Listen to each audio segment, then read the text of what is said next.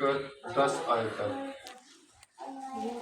مقدس یوحنا رسول کی انجیل اس کا 15واں باب 1 تا 10 آیات تک ہم تلاوت کریں گے۔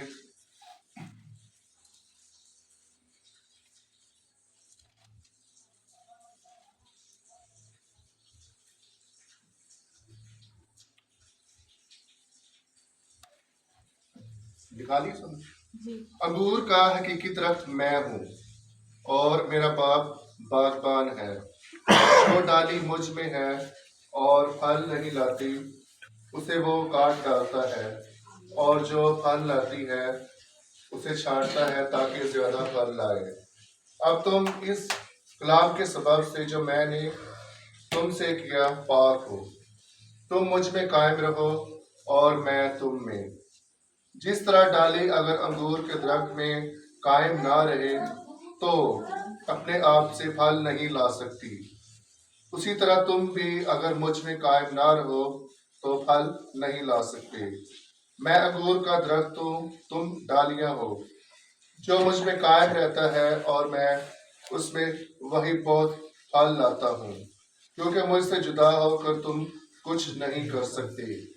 اگر کوئی مجھ میں قائم نہ رہے تو وہ ڈالی کی طرح پھینک دیا جاتا اور سوکھ جاتا ہے، لوگ انہیں جمع کر کے آگ میں جھونک دیتے ہیں اور وہ جل جاتی ہیں۔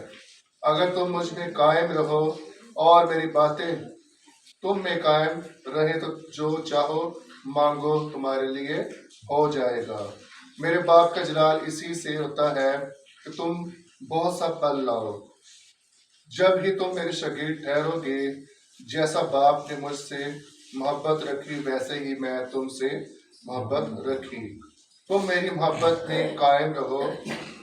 اگر تم میرے حکموں پر عمل کرو گے تو میری محبت میں قائم رہو گے، جیسا میں نے اپنے باپ کے حکموں پر عمل کیا ہے اور اس کی محبت میں قائم ہوں۔ پاک کلام کا پڑھا اور سنا جانا ہم سبوں کے لیے باعث برکت ہو۔ بیٹھیں گے سر۔ میں سب سے پہلے خدا کا شکر ادا کرتا ہوں کہ آج خدا نے ہم سبوں کو ایک نیا دن بخشا اور خوبصورت موسم بھی بخشا۔ میرے خیال میں شاید آج مجھے تو ایسا لگ رہا ہے جیسے سردی کا پہلا دن ہے۔ نہیں تو آپ کو پتا ہے کہ سردیاں جو ہے نا وہ میرے خیال اکتوبر سے شروع ہو جاتی ہیں۔ تو میں خدا کی شکر گزاری کرتا ہوں کہ کافی لوگ جو کہتے ہیں کہ ہمیں گرمی بڑی لگتی ہے اور ہم سردیاں چاہتے ہیں، تو شاید خدا نے ان کو یہ موقع نصیب کیا ہے، اور ہم ہر وقت خدا کی شکر گزاری کرتے رہا کریں، ہر وقت ہر گھڑی۔ تو یہاں پہ آج ہم سیکھیں گے خدا یسوع مسیح انگور کا حقیقی درخت ہے۔ تو اگر ہم اس کے پیچھے چلے جائیں، یہاں پہ پیدائش، اور اس کا یہاں پہ میں کل بائبل کلاس میں بچوں کو پڑھا رہا تھا کہ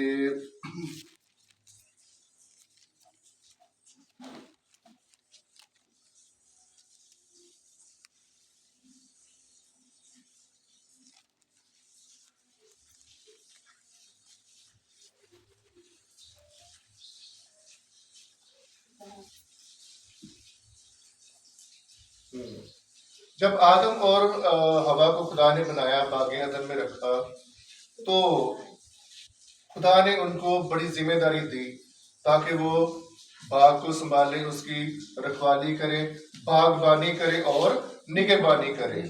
تو آج ہم سیکھیں گے باغبانی اور نگہبانی میں کیا فرق ہے۔ حالانکہ دونوں کی اینڈ پہ نی لگتا ہے، باغبانی اور نگہبانی۔ تو آج باغبانی کے تعلق سے ہم سیکھیں گے باغبانی ہے کیا۔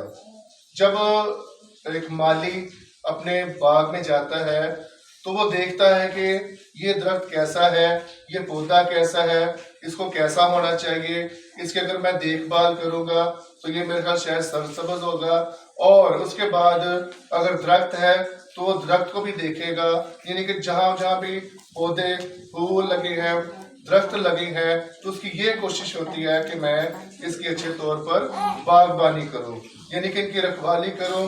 اور اگر کوئی درخت ایسا ہے جو پھل نہیں لگتا تو وہ یہ بھی سوچتا ہے کہ میں اس کے لیے کیا کروں، اس کے لیے کیا کوشش کر سکتا ہوں تاکہ یہ درخت پھل لے کے آئے. تو وہ ہر طرح سے کوشش کرتا ہے. اور اس کے بعد کیا ہوتا ہے کہ جب وہ درخت کے لیے محنت کرنا شروع ہوتا ہے تو اس کے گرد کیا ہوتا ہے؟ تھالا ہوتا ہے، جسے ہم پنجابی میں کہتے ہیں کہ تھوڑی زمین کو زرخیز کرتا ہے. اور پنجابی میں کہتے ہیں گوڈی کرنا. کیا کہتے ہیں؟ گوڈی کرنا. اردو میں کہتے ہیں نلائی کرنا. کیا کہتے ہیں؟ نلائی کرنا. یعنی کہ جو ایگریکلچر میں ہے اس میں ہم کیا پڑھتے ہیں؟ نلائی کرنا.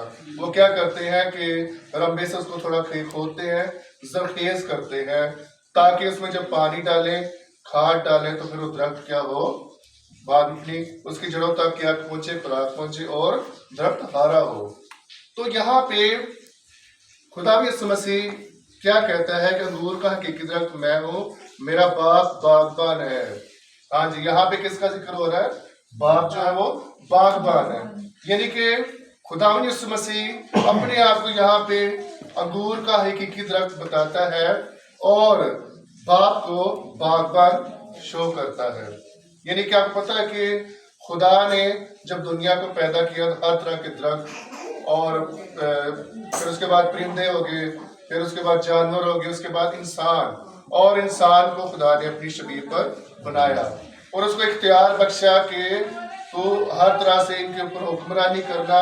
اور اس کے بعد اور ان کو یہ بھی اختیار بخشا کہ باغبانی اور نگہبانی. اب بات ہے نگہبانی. نگہبانی کا یہ مطلب ہے کہ ہم اس کو کیا کر سکتے ہیں؟ اس کی حفاظت کر سکتے ہیں. نگہبانی کیا کر سکتے ہیں؟ ہم حفاظت کر سکتے ہیں. کیسے کر سکتے ہیں؟ اگر ہم خود ہمارے اندر اتنی صلاحیت ہو کہ ہم اس کو اس طرح سے اس کی حفاظت کر سکتے ہیں اور اس کا خیال رکھ سکتے ہیں.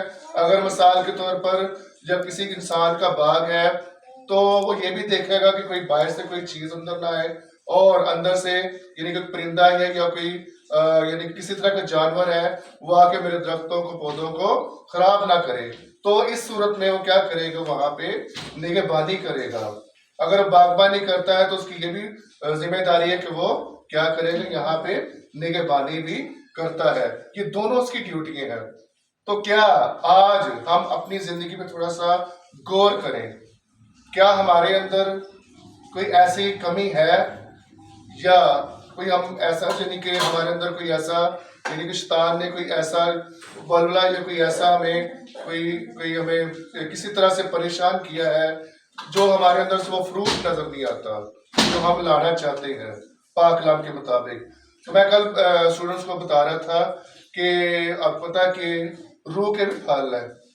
کسی کو یاد ہے؟ روح کے پھل کتنے پھل ہیں؟ کل میں نے بتایا تھا آپ کو 9 پھل. کون کون سا ہے بتا سکتے ہیں؟ ہاں جی، پہلا کیا ہے؟ محبت، پھر ہے خوشی، حلیمی، پرہیزگاری، تحمل، برداشت، ٹھیک ہے. اس کے بعد ہے بردباری، ٹھیک ہے. اس طرح جو ہے نا روح کے پھل ہے.